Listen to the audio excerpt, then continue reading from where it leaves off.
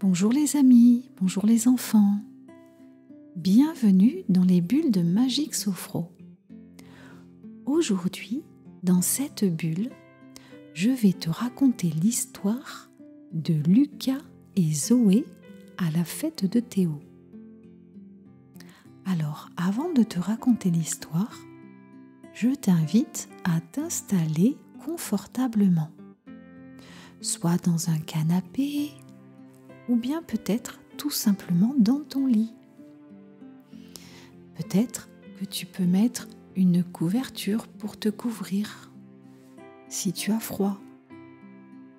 Et puis, peut-être as-tu envie d'avoir un petit oreiller contre toi, ou peut-être un doudou, ou peut-être rien du tout.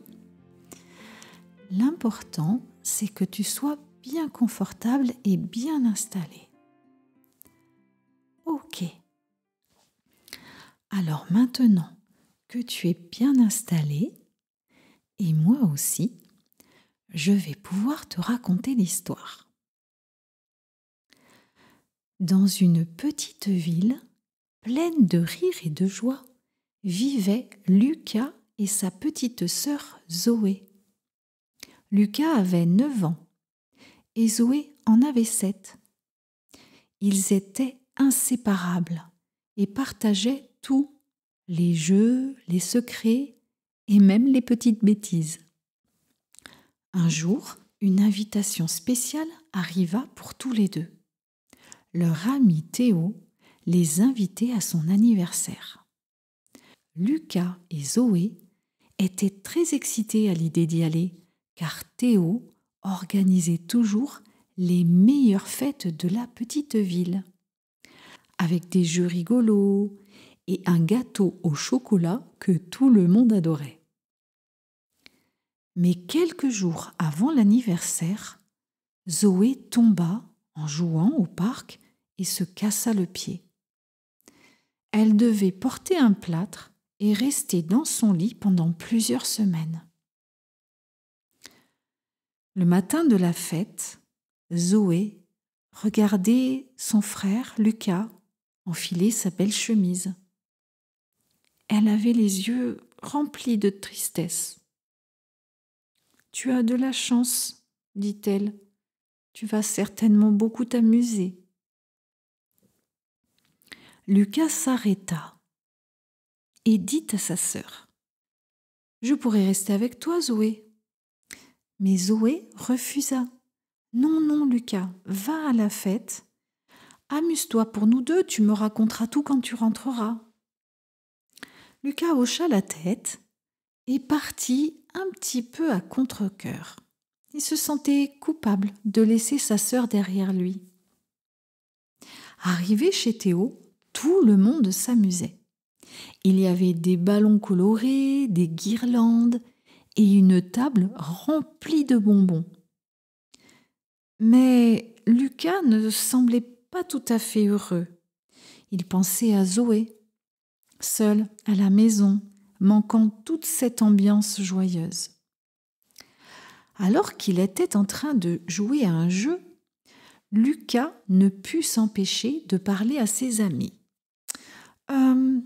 Zoé aurait adoré être ici, mais avec son pied dans le plâtre, elle ne peut pas se déplacer. » Les enfants s'arrêtèrent. Théo, toujours plein d'idées, eut une étincelle dans les yeux. Pourquoi ne pas déplacer la fête chez elle ? Si Zoé ne peut pas venir à la fête, alors c'est la fête qui ira chez elle. Tous les amis applaudirent l'idée. Rapidement, ils commencèrent à emballer les parts de gâteau, à prendre les ballons, les guirlandes, les bonbons et même de la musique. Les parents de Théo, touchés par la générosité des enfants, acceptèrent d'aider à tout transporter. Pendant ce temps, Zoé était allongée dans son lit. Elle feuilletait un livre. Mais son cœur était ailleurs. Elle imaginait les rires, les jeux et le gâteau au chocolat qu'elle manquait.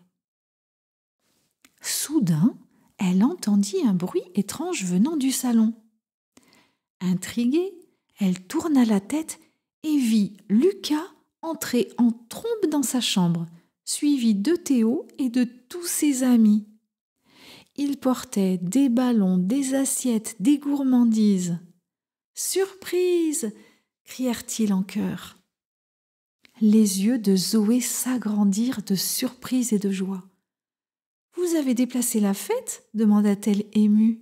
« Bien sûr, répondit Théo. Une fête, c'est fait pour être ensemble, peu importe où l'on est, tant qu'on est ensemble. » Ils installèrent tout dans la chambre de Zoé. Des nappes sur le sol, les assiettes, les gâteaux, les bonbons, un peu tout comme un pique-nique. Les enfants jouèrent à des devinettes, mangèrent du gâteau et même chantèrent une chanson pour Zoé. Malgré son plâtre, Zoé passa l'un des meilleurs moments de sa vie. À la fin de la journée, Lucas serra Théo dans ses bras. « Merci d'avoir pensé à Zoé, dit-il. »« C'est ça, les amis, répondit Théo avec un sourire. Zoé, le cœur rempli de bonheur, dit doucement : « Aujourd'hui, vous m'avez montré que les fêtes ne sont pas dans les lieux mais dans les cœurs. » Et c'est ainsi que ce jour devint non seulement l'anniversaire de Théo, mais aussi une leçon inoubliable d'amitié et de générosité. C'est la fin de l'histoire. À la fin de la journée, Lucas et Zoé étaient épuisés de tous les jeux de la fête, mais aussi de toutes ces émotions d'amitié. Le soir venu, ils se glissèrent dans leur lit, doux, moelleux et confortable, pour s'endormir doucement avec les beaux souvenirs de cette belle journée. Peut-être que toi aussi, tu es en train de t'endormir dans ton lit doux et moelleux. Si c'est le cas, je te souhaite un très très bon dodo. Et je te dis à très bientôt. À bientôt les amis. À bientôt les enfants.